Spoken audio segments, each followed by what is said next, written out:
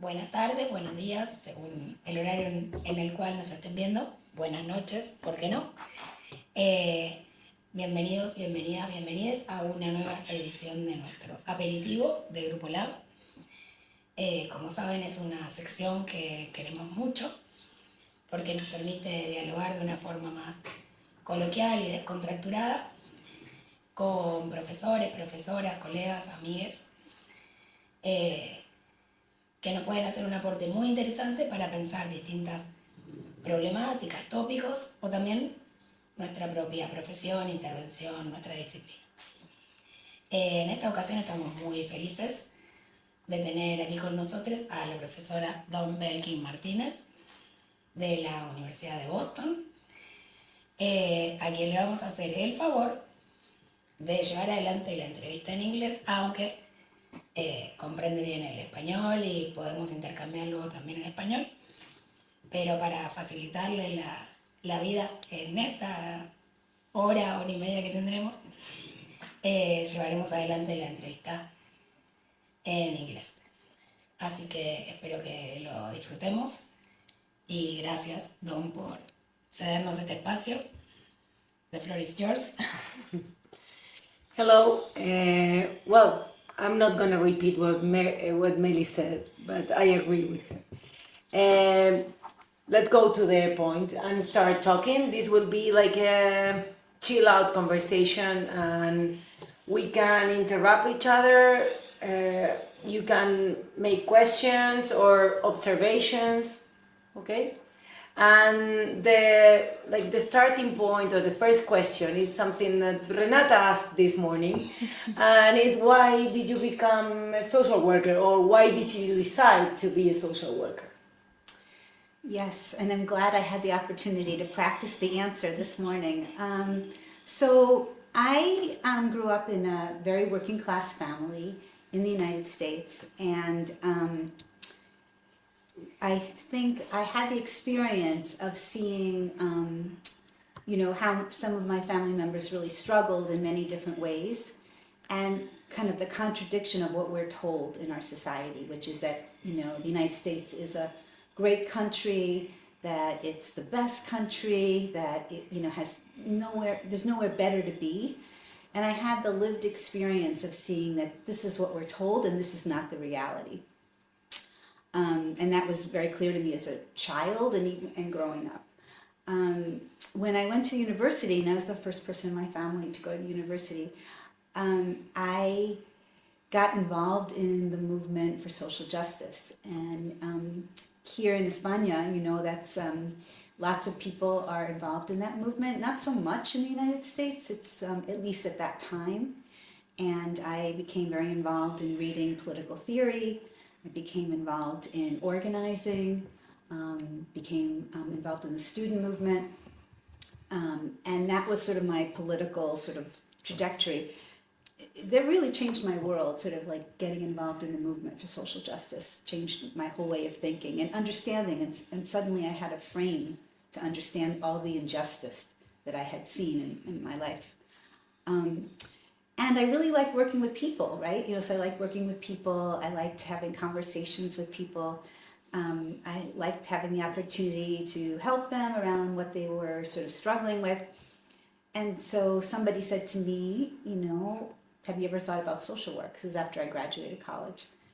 And I really hadn't thought that much about social work because I didn't know that much about social work. I just knew that most of the social workers in the United States work for the Department of Social Service.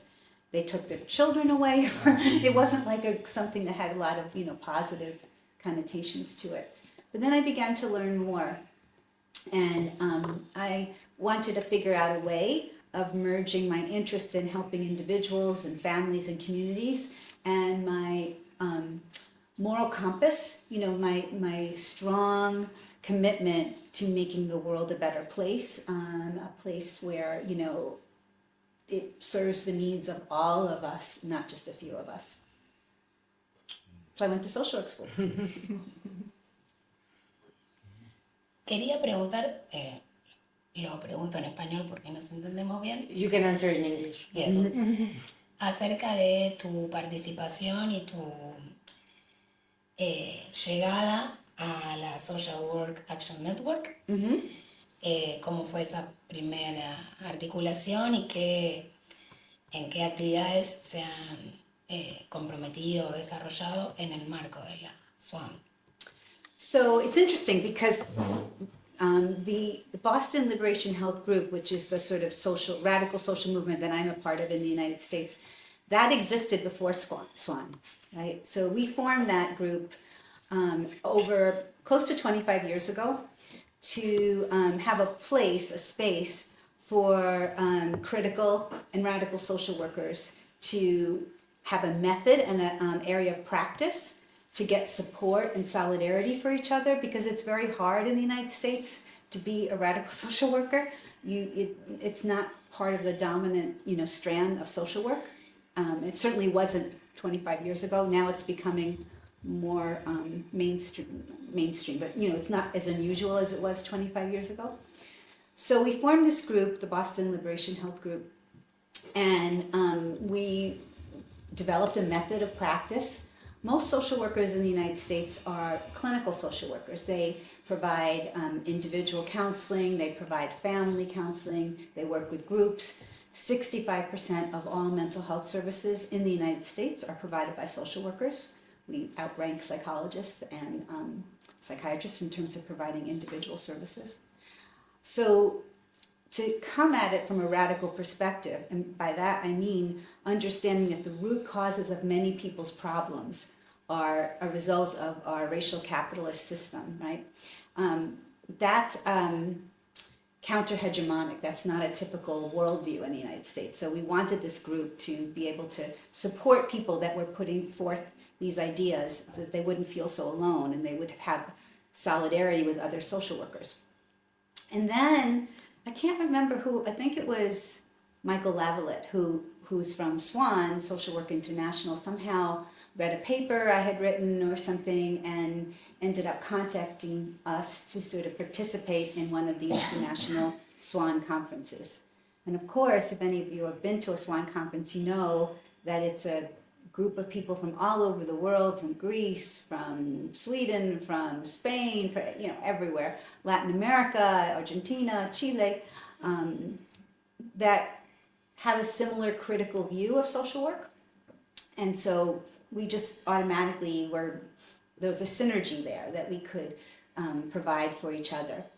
And then I'm trying to remember what the event was that facilitated the international SWAN, some tragedy, some war, probably the Iraq War, I don't remember, some war of imperialism or, some capital, big thing.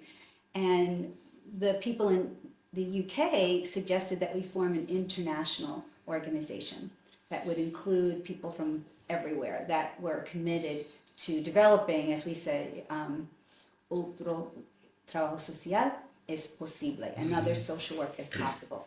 And that became the beginning of the International SWAN Association, Social Work Action Network, where I had the wonderful opportunity to meet all of you. ¿A qué te refieres, porque no es lo mismo en todos los contextos, cuando hablas de trabajo social crítico y radical?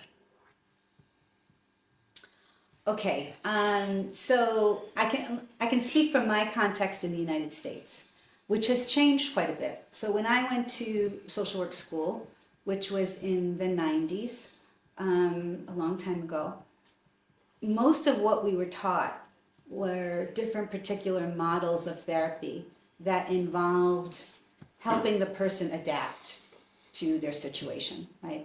So if you were depressed, you would maybe use cognitive behavioral therapy to sort of address your depression. If you were angry, or if you had a problem with your temper, right, which included many young men of color, you were sort of encouraged to develop behavioral interventions that would address that.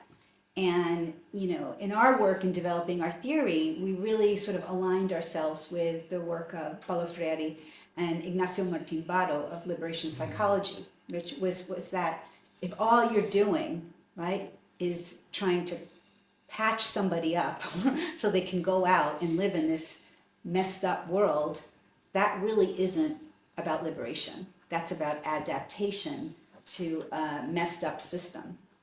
So for us, critical and radical social work is not about adapting to all of the toxic outcomes of racial capitalism. It's about, working to understand the root causes of depression, of anxiety, of aggression, of any kind of, even sometimes psychosis, right? To understand what's underneath those symptoms, right? So that the word radical means root, right? And so it's not like we don't do, that's why we developed the liberation health model. It's not like we believe in therapy, right? Because you have to live in the world, right? You can't wait until we have a new world, right? You still have to live there. So we believe in sort of individual psychotherapy, we believe in family therapy, things like that, but we believe that you can't do that work without engaging in the socio-political forces that are facilitating many of our personal problems, right? So for us, that's what critical and radical social work is. It's a theory of human behavior that says the problems of individuals, families, communities cannot be understood in isolation of the socio-political conditions that give rise to them, right? That's social work, right? That's why all of us go into social work. But what we went a step further and said we have to develop a method, a particular method, interventions to have so that clinicians that are doing this kind of work, aren't just thinking about theory, but they have steps to help the people they're working with understand the socio-political forces impacting their lives. Inevitablemente tengo que preguntarte por ese modelo y ese método que vienen desarrollando hace años con Boston Liberation Health. It's a great story how we developed the method. I love telling it because, and I mentioned this on Monday, many times people think we developed the method in like Berkeley, California, or, what we say, crunchy granola, algo hippie, right? Development. But that's not what happened. It was developed in a very traditional setting, which is Harvard Medical School, right? So the story, which I also shared with students this morning, is that because the hospital where I worked, where I was a family therapist, is part of the Harvard teaching system, they're very into doing these consumer satisfaction evaluations. They're constantly evaluating their work. What works, what doesn't, are people happy, so that they can sort of listen, everybody's so happy here, right? And so they did one of those evaluations, and our department, which is psychiatry, scored the lowest, like in the hospital, lower than the radiology department, which doesn't even work with people. So like, how does that happen, right? And so we dug in a little bit to the data to find out like why were the parents, because the children didn't fill out the survey, just the parents, why were they so unhappy? And what they said was that they felt judged.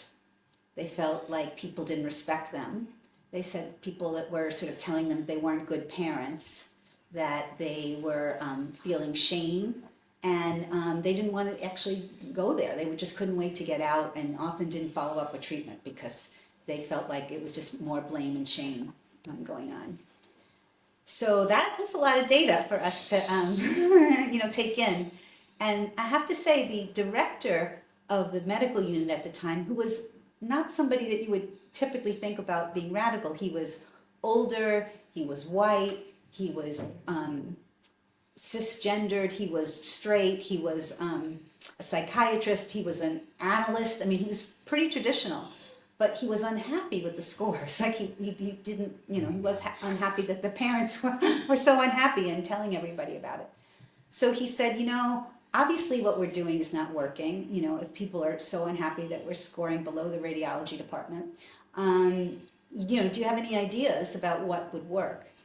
And I had just gotten back from Brazil and spent time training in the Paulo Freire methodology. So I really wanted to develop something that would use the amazing resources of our compañeros in Latino America, right? And So I said, well, I've got some ideas here. And he's like, oh, cualquier cosa, like, go ahead. And the cool thing about the story is that we knew we couldn't like just take what they did in Porto Alegre and apply it to Boston, right? It's a different setting. So we had a lot of meetings with the parents and asked them what they thought, what we needed to emphasize, what kind of a model would be useful, what sort of instruments would make sense to them. And so what I think one of the coolest thing about the Liberation Health model is that it was developed from the people that were directly impacted by our services. So it wasn't academics that were, we were translating what they did, but they told us what they really needed, and that's how we developed the model. And one of the things that they said is that, people are constantly judging us because we're not good parents, we miss meetings, they think that we don't care, and it's not that. Nobody ever asks us how many buses we have to take to get to the hospital. No one ever says to us, how many jobs are you working? One woman said, and forget this was over 30 years ago, but she said, the psychology department, and this isn't like a diss on the psychology department, but she said, they give me these very complicated behavior management sheets to fill out. Like, if my son does this, I should give him an apple, just like, it was very complicated. And she said, I get home, I've worked, 10 hours a day. I get home, I don't even know where that sheet is. Like, I can't fill out something that complicated. I need something really simple. So all of this information was fed to us as, the clinicians on the unit. And we developed through lots of iterations, it took about 3 or 4 iterations, to develop what we call our socio-political method of analysis, which is the Liberation Health assessment, and then later the interventions. And the assessment, we ended up using the figure of a triangle because people wanted something simple. They weren't going to fill out like a form that had multiple flow sheets and, kind of like, it just didn't do it. But they liked the triangle because they put the problem in the middle of the triangle. And then they would talk about the personal factors influencing the problem, the ideological, or what we say cultural factors that are influencing the problem, and then finally the institutional factors influencing the problem. So that was the sort of instrument that we developed, this triangle. And, it's kind of simple, but super profound. So people have the opportunity to really talk about like how things like what they were taught about men and women, right? Gender role messaging affect how they parent, right? So that they're not a bad parent, but they get messages, right? That men are supposed to do some things and women are supposed to do others, right? They have the opportunity to talk about how the culture of competition influences, their self-concept, self-esteem. They have the opportunity to talk about professionalism, right? Individualism. So by talking about the personal, the cultural, and the institutional factors, people are able to develop a very comprehensive assessment of all the different factors that are influencing why they're having depression or anger or things like that.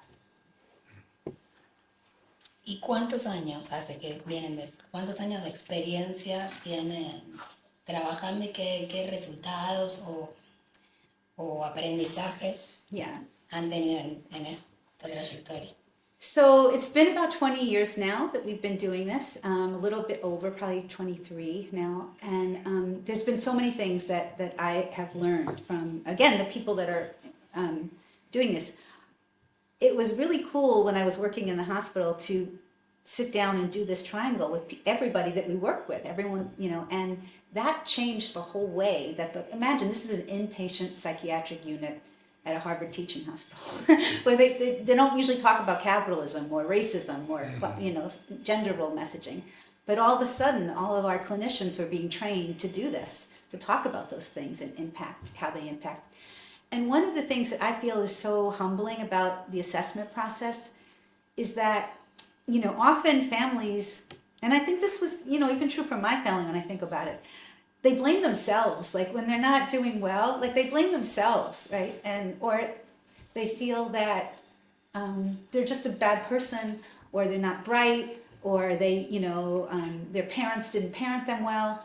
And what people say to us time and time again, when they go through this assessment process, it's almost like a light bulb goes on. They go, oh, it's not like I'm a bad parent, but I've been influenced by, gender role messaging. And so I was taught that men have to punch each other. That's how they solve their problems.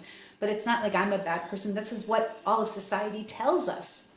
So that has been so amazing to see, because this is even before we get to the interventions, just the process of like going through all the different factors that influence your depression or your anxiety or your aggressive behavior, and you see them on this concrete piece of paper, you're like, wow, it's not me. Like, it's not me. Like, I'm not messed up. Like, it's like all these factors that have impacted why I parent the way I do, or why my parents parented me the way they do. So it moves away from a culture of shame and blame to a much more sort of objective analysis of the forces impacting all of us.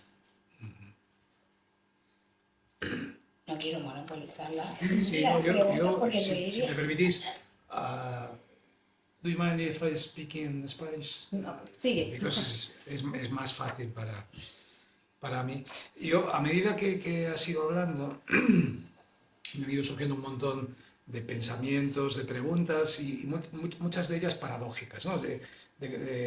Porque yo creo que el trabajo social no es más que un conjunto de paradojas y bueno, a ver si estamos de acuerdo y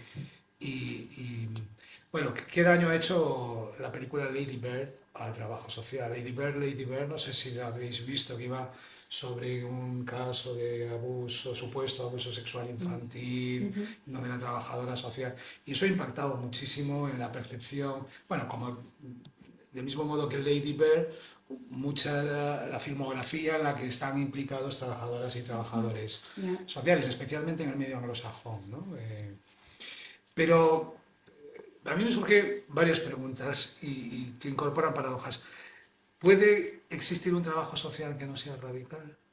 Si se quiere llamar trabajo social, yo dejaría ahí esa pregunta. Y después, ¿hasta qué punto un trabajo social que sea social y por lo tanto radical no lleva incorporado en su seno el germen de su propia destrucción? Si se triunfa haciendo trabajo social, el trabajo social no tiene que existir. O en qué medida, para hacer un trabajo social radical o un trabajo social, nuestro rol y nuestro rol tradicional tiene que ser radicalmente transformado. Y un poco en la línea que estabas apuntando tú, ¿no? No debemos de indicar nosotros los caminos, sino ser facilitadores, ¿no?, de las voces de quienes recorren esos caminos. Y bueno, a mí me has inspirado eso y querría un poco que me lo confirmases. En esta misma línea, ¿en qué medida el trabajo social tiene que ser, y yo creo que sí, siempre grupal? Grupal. Tiene que ser de un modo u otro comunitario, evidentemente centrado en las personas en las que... y ecológico, evidentemente, ¿no? Un poco en el triángulo que planteabas tú. Y llego a donde yo quiero llegar. Todos los análisis críticos, todos los análisis radicales, o todos los planteamientos críticos y radicales, a individuos como yo, evidentemente nos convencen, nos satisfacen, ¿no? Desde el punto de vista analítico. Pero las dificultades empiezan a emerger cuando nos planteamos la acción. El qué hacer, ¿no? Nuestros análisis son soberbios, nuestros análisis son maravillosos, son muy convincentes, pero ¿cómo podemos avanzar en la acción? Porque es muy paradójica, porque al final, en los contextos en los que trabajamos, en la mayoría de las ocasiones nos plantean intervenciones de tipo individual o familiar a lo sumo, no la posibilidad del cambio estructural, que al final es al que te conducen tus análisis, ¿no? Se ven como muy dificultados, ¿no? Sí, muy impedidos. No sé, yo para mí siempre es esa la cuestión. Y no sé hasta qué punto, y puede ser un poco ingenuo preguntar, ¿cómo podemos transformar los modelos tradicionales, por ejemplo, cognitivo-conductual, para que en vez de enfocarse sus cambios en una dirección, se enfoquen a otra, ¿no? En vez de al cambio personal, al cambio contextual. O sea, los modelos conductuales sí que pueden ayudar a los individuos, a las personas, a modificar su contexto, su ambiente, a ser más estratégicos, a ser políticamente más hábiles, ¿no? Del mismo modo que digo un modelo conductual, digo un modelo humanista, o digo los modelos que tradicionan, o un modelo hasta psicodinámico, ¿no? Que te pueda ayudar a pensar a ti en otras claves, ¿no? Bueno, no sé, te dejo ahí un... Tengo 5 preguntas. Mira, tengo 5 preguntas. Okay. Yeah, these are really great opportunities to talk about some of the interventions. But first, to get to your first thing, podemos tener trabajo social que no es radical? My answer is no, right? No, because radical means getting to the root. I know a lot of people don't like that word, right? I know they get like, right? But it just is from the Greek word to get to the root cause, right? So if the only thing that I'm doing, if you come to see me and you have a problem with your temper, right? And all I'm doing is giving you an anger management plan, right? And I'm not finding out like maybe that you're being bullied in school for being queer. Maybe I don't know that, you have low self-esteem because you're comparing yourself to other people. Maybe I don't know that you're tying your self-worth to external things, right? All I'm working with you on is your anger management plan. I mean, right? Maybe you'll be okay for a month or two, but then something else will happen.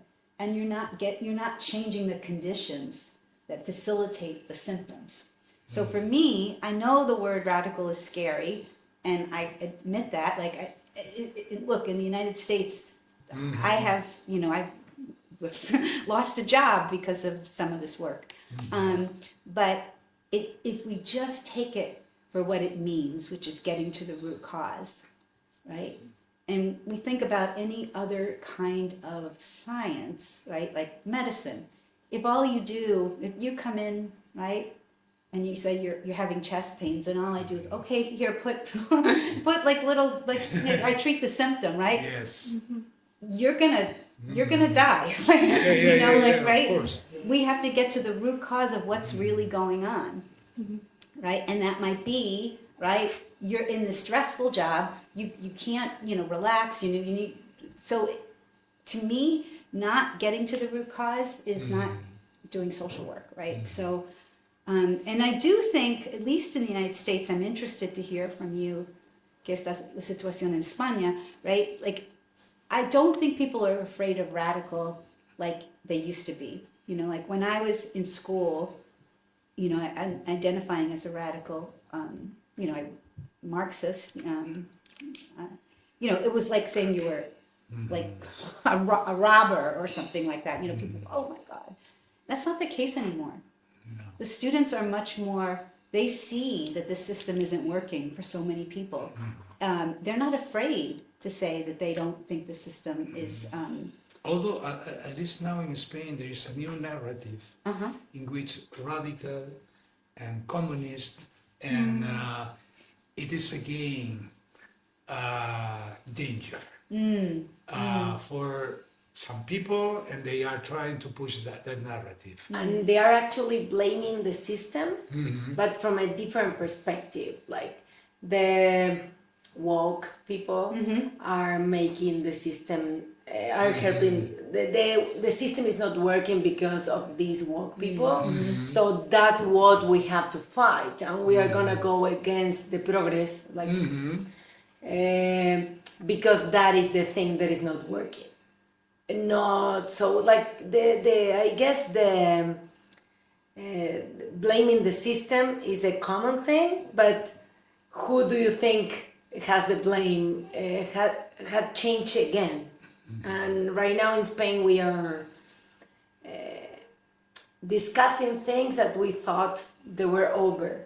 Yeah. For example, the other day, there was a seminar and trans people were invited, and 50 neo-Nazis came to university, not students, people from the outside. And it was stopped because the police acted or something, but it could have been a very violent and horrible episode, and it was stopped beforehand. But nobody, it was not in the news or anything like that. Yeah, I mean, I think this is a phenomenon that's happening like all over the world, yeah, right? yeah, That yes. the right is General, gaining yeah. power, and I think it's because neoliberalism is not working for anyone except for a small group of people that that you know are getting richer and richer. So it's not working. So at least in the United States, I see this happening because neither party has really addressed the root cause of the problem, right? Neither party, and so people are saying that they don't believe in anything, and they look to someone that will give them an easy answer, right? Okay, I will take all your problems away. I'm going to be strong. Like I'm going to be a Great again. man. Like we're going to just bomb everybody, right? The problems are those immigrants, right? You know, so it's like an easy answer, and when they don't have an alternative, you know, you go with what's easy. And I think it's very different if the left in my country had like when Bernie Sanders was running for president, you saw all these people saying, I agree with this. Everybody should have health care. Everybody should have housing. So when there's a presence of that, I think people can be drawn to invest in those ideas. But when it's not there, and there's just two groups of people saying more or less the same thing, people are very vulnerable to, you know, looking for an easy answer, something that's familiar. And blame and shame is very familiar in social work. All right, so that's the first one. So the group and community, I couldn't agree with you more. Like that is the ideal, optimal kind of place to do liberation health work, and we try to do that as much as possible. We have monthly meetings. People can come. You know, they present a situation. We talk about. We do the triangle together, and then we discuss our liberation health interventions that people can take and what people can help them, so that they're not doing it like alone as individuals, but as a larger community. Yeah, social work is all about the ecological model. Like I think that's not new, right? That's why many of us went to social work school instead of psychology, right? But what I found, at least in the United States, is we couldn't find a method of practice. So like to answer your question, ¿y qué? ¿Y qué vamos a hacer ahora? Nosotros sabemos todo eso, ¿y qué vamos a hacer? So we felt like we had to develop this model to give people that ¿y qué answer, right? And so we have a series of interventions. They're very, very concrete that we do. And we sort of borrow the ideas, again, from our compañeros in Brazil, Augusto Boal, Theater of the Oppressed, where he said the goal of this kind of work is to address, right, the cop in the head, right? The person that tells you, I can't do this because I'm a boy, right? I can't do that because, you know, I'm queer. I can't do this because I have to, you know, I can't do a job I like because I have to have a job that, you know, people think is important.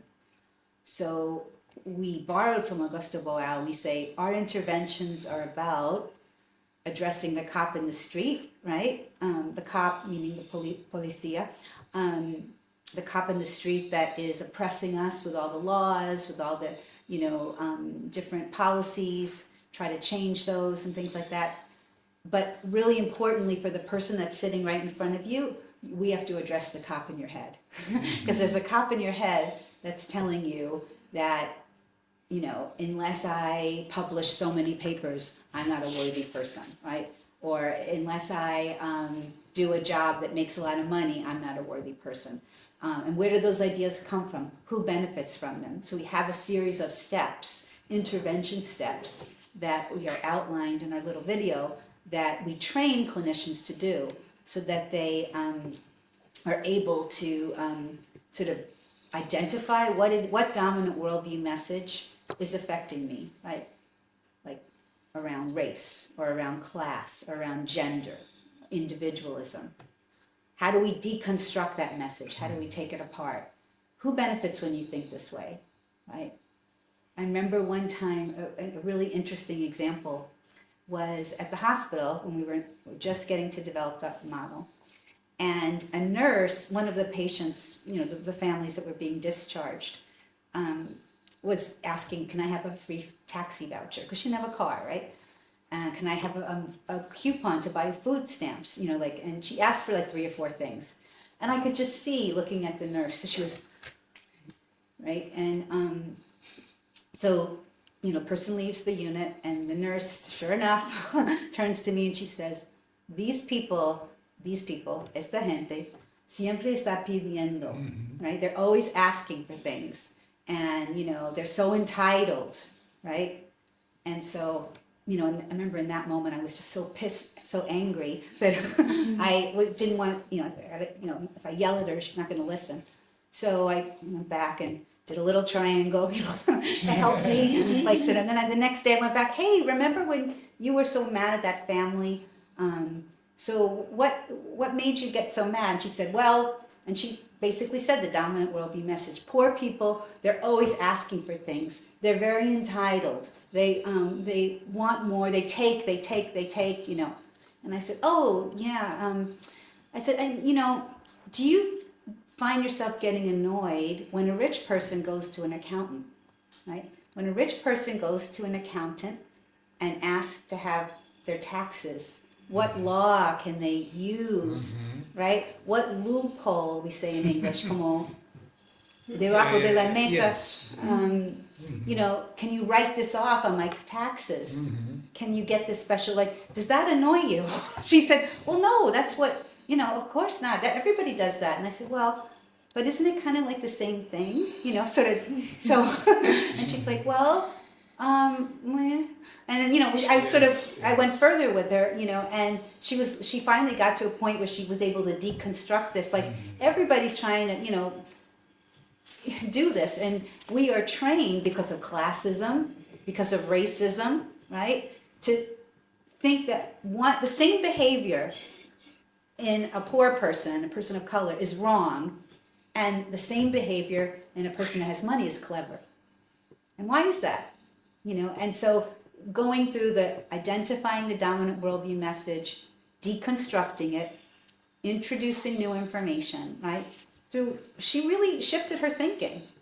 Now, it took me a whole day to sort of calm down enough to be able to do that, right? But as you get more and more comfortable with this method, you're able to do it easier, and so you can do it right in the moment. Like we're training the doctors at the medical school right now how to ask these kind of questions in a 15-minute session when they're talking to their patients about diabetes, right?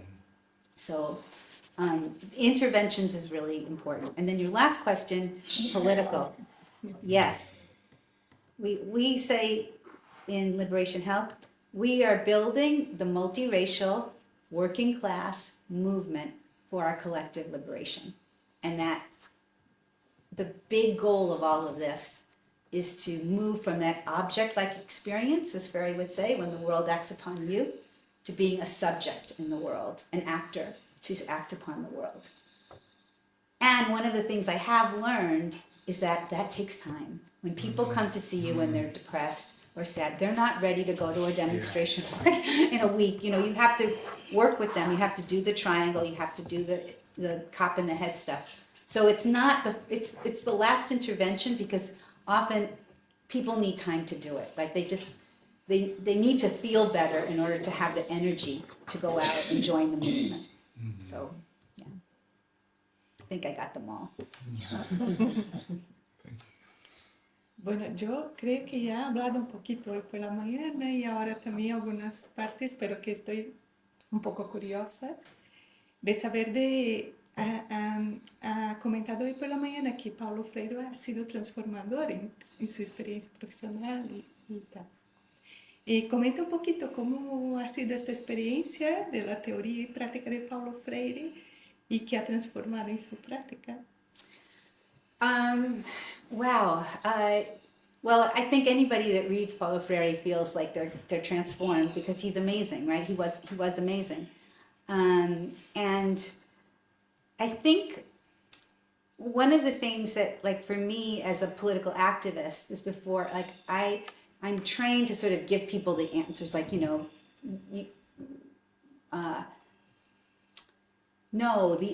Medicare for all is good, we need to vote for Medicare for all. So, it's more like, Ferry called it the banking concept of education, where you just tell somebody what to think, right? And so having the experience of working in Brazil, right, and learning this method was like, you want people to figure that out, right? And now they're not going to be able to figure it out on their own unless you ask particular questions, right? And so he believed that you have to, one of the things he was criticized for, which I think is very interesting, is that he didn't have a direct method, right? He was very theoretical, like he didn't, and his, and I guess that's, I know in the United States people like, the method, they like the intervention, tell me what to do, right? Mm-hmm. So I understand that, but it's like you can't develop a manual for this, because the kind of questions you ask, according to Freire, are going to come from what people tell you, right? So when you're thinking about how to deconstruct a dominant worldview, you have to listen to what people say, like this nurse, right, who she said, you know how poor people are always asking for things. Like, I had to listen really carefully to her, let her say her piece, and then sort of try to, well, where do we get this idea that they're doing something different than other people? Like, where do we, and she said, well, it's in the papers, like, why do they say that? So like, it's not like I'm telling her, hey, you're being racist, classist, all those things, which I think, young people, at least for me, that was, kind of what we did, when I was 18 years old. It's more like, how do you help the person move along so that they're able to sort of question these taken for granted assumptions about the world? And Ignacio Martín Barros said, he called it lifting the veil of ignorance, where he said, you get people to question their taken for granted assumptions that are just their worldviews, right? They're not facts, they're not laws, right? They're just things that people have been told to believe that are true. But once you start asking those questions, people say, this isn't a fact, this is just what I was told. Bueno, la cosa que, the thing I learned from Freire was that every one of us is a teacher and a learner at the same time, so that you are learning what questions to ask, right? You're learning what kinds of areas to analyze.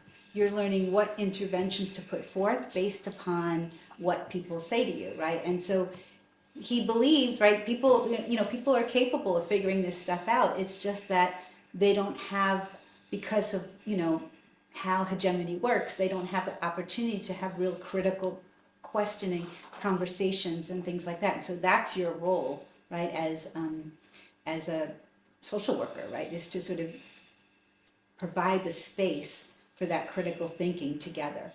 It's not just to listen, because if you just listen, right, you're not, you could be reinforcing some dominant worldview messages, but you're asking critical questions to get people to question that taken for granted assumption that they might have about their problem.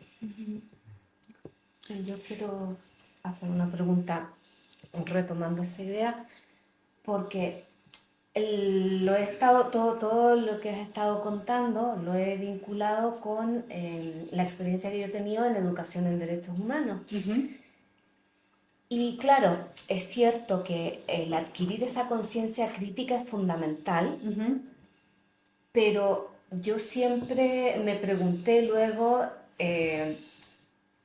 cómo lidiamos con la frustración que genera el tener esa conciencia crítica, pero darte cuenta que el sistema es el que es, la estructura, las organizaciones y las leyes son una barrera tremenda. Yeah, that's a great question, because I think you have to give a lot of validation to the fact that, like, life under racial capitalism is horrible, right? It's just, it oppresses all of us. And I even think in some ways, I mean, not that I don't work with the 1% or anything, but I think, you know, there's that saying that the Black feminist movement came up with, which I think is so great, which is that no one can really be free until all of us are free, right? So even if you have all of these things, you know, if you're living in a land where all these people aren't free, you can't really be free, you know? So I think that there's a lot of validation that has to go on with how hard it is and how difficult, but that we're not in it alone. I mean, that's the thing, especially about American culture. It's so individual, and people, like, they have to solve this problem all by themselves. And that's why we so really want people to be in groups and communities and sort of figuring it out together and struggling together. And what we say to folks is, we want a different world. Queremos otro mundo, mundo mejor, mundo, you know, I have a very particular idea of what I'd like the world to be like. So we work for the world we want, and then we live in the world we have, right? So in the world we have, we may be really focused on, you know, getting more food stamps for this particular community, or where it's something small. But I think if people are able to hold those two things, we are working for a new world. I'm not alone. Tengo un montón de solidaridad para hacerlo, right? I have all this solidarity and people with me, right? And then I'm working in the world I have. So it's not going to be like major transformation. We're not taking down racial capitalism in a day, and I'm not going to do it by myself. We need a whole movement to do it. And that's why we really like it when people get involved in the movement, because I mean, we did a study that is similar to what I'd like all of you to be able to do with us. And this woman that was, you know, using the Liberation Health model shared, she said, you know, I have some sort of a brain disease, you know, something pretty serious. And she said they're constantly wanting to put me on antidepressants because, you know, it's a serious thing that I have to live with. But I started going to these meetings. She was working on housing, so like they were housing justice. And it's like therapy. It's like my therapy. I go, there are people there, they support me, they, you know, if I have a problem, I can call them. And she said, you know, the movement is her therapy. That's what she said. You know, I'll never forget that. Right? The movement is her therapy. And she said she doesn't, you know, need any medication. Now, obviously, people benefit from antidepressants and things like that. But, you know, the answer can't just be, right? It can't just be treat the symptom, treat the symptom, treat the symptom. It has to be something that is addressing the root cause. I don't know if anyone saw that article, a study that came out just this year, that the number of mental health services that people are utilizing all over has just skyrocketed everywhere. Like people, like, yes, you know, huge numbers. And I can pull the study and send it to you, Melly. But what was disappointing with the study was it said, well, and what do we need to do?